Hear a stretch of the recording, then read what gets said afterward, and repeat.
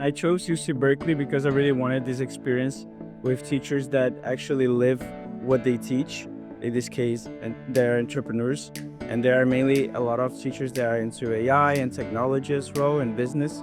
So I really found it very interesting to really get more deep into this industry that's now shaping our work. I did the internship program from Berkeley in a consulting firm called IXL, and I really liked it because I got really hands-on experience and worked with a lot of very good people and very known executives as well. So it was very good for my future career. So outside of classroom, I did actually a consulting club at Berkeley called Paragon, and which I saw on the Calpalooza event.